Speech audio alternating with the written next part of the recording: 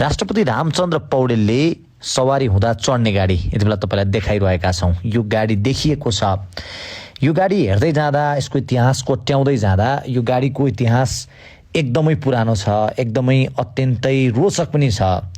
जुन अहिले नेपालको प्रथम राष्ट्रपति डाक्टर रामवरण यादव, विद्यादेवी भण्डारी हुँदै रामचन्द्र पौडेलले चढिरहेको यो गाडी देख्न सक्छौं। जुन गाडीमा नम्बर प्लेट हुँदैन, जुन गाडीको नम्बर प्लेट रहेको छैन, नेपालको नेपाली छाप, निशान छाप जुन गाडीको नम्बर प्लेटमा राखिएको छ, यो गाडीको विषयमा तपाईलाई आज जानकारी गराउन गइरहेको छु। राष्ट्रपति रामचन्द्र पौडेल संसदमा आउँदै गर्दा पार्क गरिराखिएको छ यो गाडी।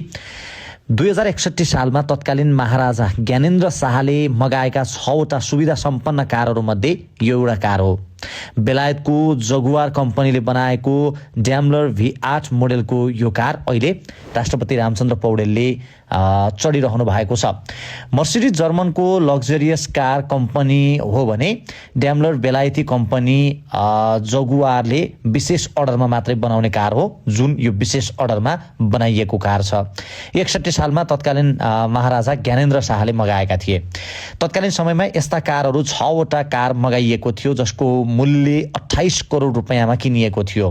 28 करोड रुपैयाँ, त्यो पनि भन्सार छुट गरेर भएको हो। तीमध्ये एउटा आमोडोको कार अहिले उपराष्ट्रपतिका लागि प्रयोग गरिँदै आएको छ भने अन्य 4वटा गाडी यस्तै कारहरू भने नारायणहिटी दरबारको श्री सदन ग्यारेजमा थन्किएर बसेका छन्।